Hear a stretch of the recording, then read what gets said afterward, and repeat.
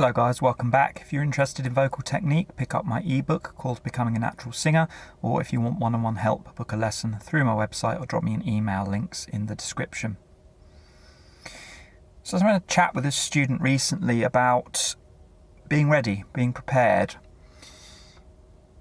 Students rehearsing for a show that they're doing, and they are involved, with other people during these rehearsals, and finding that there's sections of songs, harmonies, parts of songs that they're not quite ready for, they're not quite sorting out quickly. Whilst some of the other singers around them are figuring it out. They kind of know what they're doing, so they're moving on, and then we're getting held up each time. And the student that I'm working with is having to pause and repeat things numerous times, more than they would like to. And the question is, how do we solve this? How do we figure this out quicker? How do we get there? And there's a few layers to this issue. The core layer is that we need to respect how prepared we really are for any scenario or situation. And what I mean by that is there is no shame, particularly within music, of saying to yourself, I'm not ready for this particular thing. It's confusing me. I'm not quite figuring it out as quickly as other people. Whatever it is. And the reason for that is that music is so broad. It's so broad that it's not realistic to expect that everything thrown at us, we're just going to be able to execute on immediately. For example, if you're struggling with harmonies and you're not quite figuring it out, and the singer next to you is very quickly and intuitively, there'll be a reason for this. More than likely, for example, and I noticed this with a girl that I used to work with, she had really good timing, and my timing was awful. I was always speeding up and slowing down. When I worked with a metronome, I found it a nightmare. I couldn't figure it out. She was just locked in. Now, the reason for that wasn't really anything that she directly worked on. It's because she happened to have been in a band with a very good drummer for many years beforehand, and just following that drummer, grinding it out show after show, rehearsal after rehearsal, got her timing locked in. Conversely, I played on my own for many years without any other musicians. I didn't have that opportunity. It's an opportunity I wasn't aware that I was missing.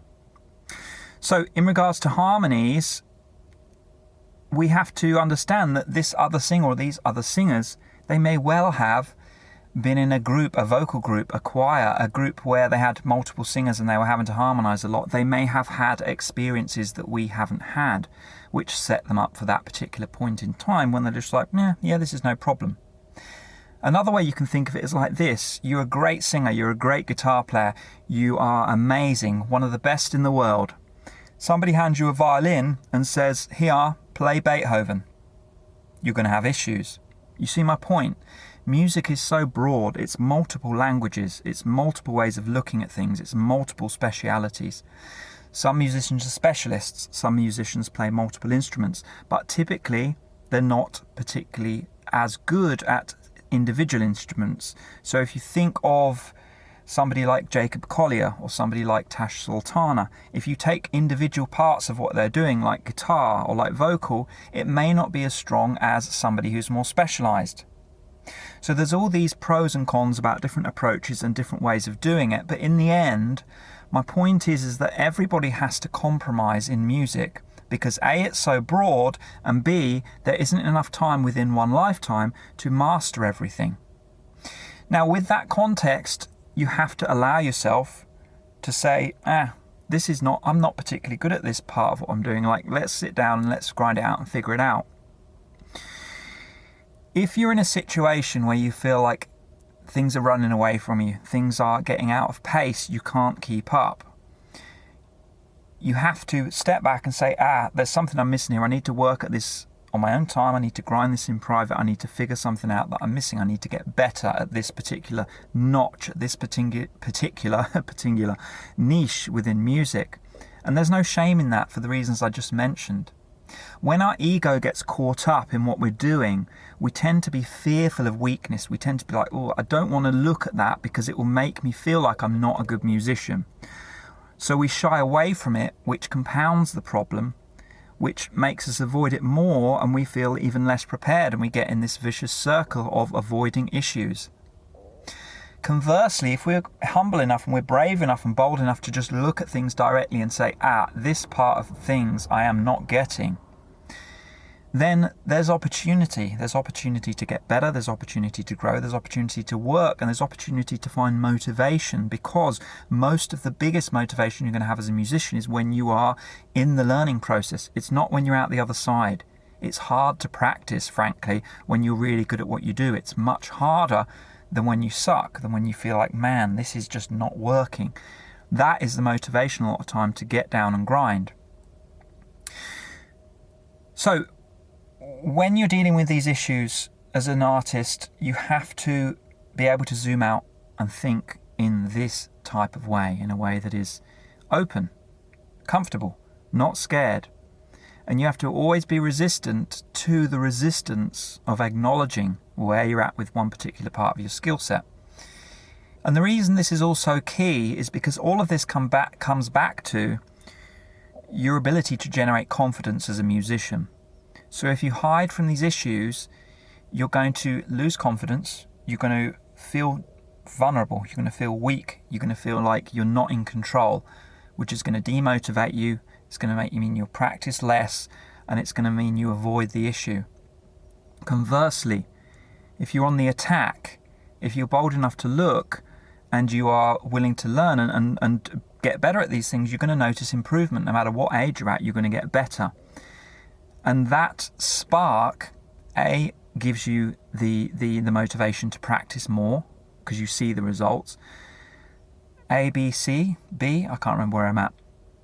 Let's say B, it gives you more confidence because you get a sense of control over yourself, what you're doing, and a sense of control of the situation.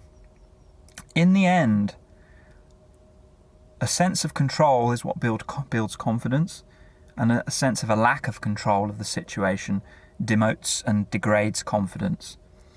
And as we talk about many times here, either direction is very easily compounded and very easily doubled down on once the ego's involved. So we have to be very wary and very cautious of this human vulnerability, of this human condition of compounding issues. And we've got to be searching for, how do I stay humble, look at the issues, learn where I'm going wrong, learn a better sense of the skill set, get better at this niche, and generate more confidence so I can keep riding this wave and this momentum. And the specific solution in this particular scenario was don't expect other people to pull weight for you during rehearsals. It's not reasonable to expect people to loop around multiple times, something that you're having trouble with, when they're not having trouble of their own at any particular point in the music. It's one thing if you're all having challenges and you're all giving and taking in the scenario. It's another when you're the only one that's having to loop around. So B, the solution is, you need to find a way to do this work in private. So what we did is, I'm trying to encourage him, get a recording of what it is you're struggling with. Get recordings of what it is you need to do so that you can take it home and do that work in private. It does not matter if you take an hour to figure it out or an entire week till the next rehearsal of grinding. Nobody's going to know the week after any different because it's all done in private.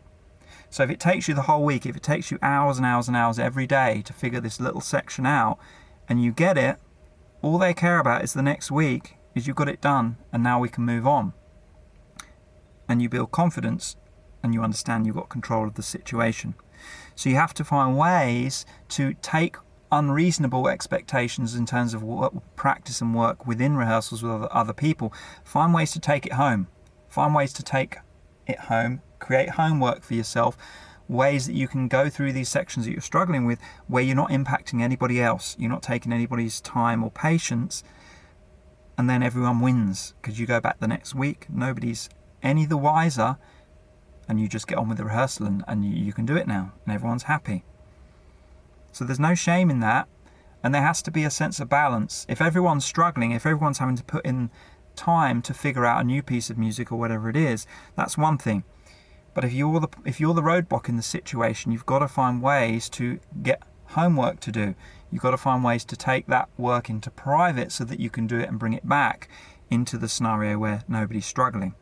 And that way the problem is fixed. It's fixed the right way, and you gain momentum, you gain push, you gain confidence. So what I'm trying to get across here really is just to zoom out on this issue of, I'm not figuring this out when I'm rehearsing, and, I'm losing confidence, it's not working. What can I do? We've got to be able to understand this problem broadly, and we've got to be able to constructively approach how we're going to solve it in the best way. And we've got to get away from the ego, and we've got to get away from being fearful of weakness, fearful of acknowledging that we're not particularly good at things. We're all facing this battle between who we want to be, who we are, dealing with issues, dealing with weakness, trying to generate momentum, trying to generate positivity, trying to generate confidence. We're all within that, some sense of that puzzle. Anyway, guys, I've kind of rambled on enough there just to give you a sense of my thoughts this week. Let me know your thoughts in the comments. Please give this video a thumbs up, subscribe to the channel if you haven't already, and I'll catch you very soon. Take care. Bye-bye.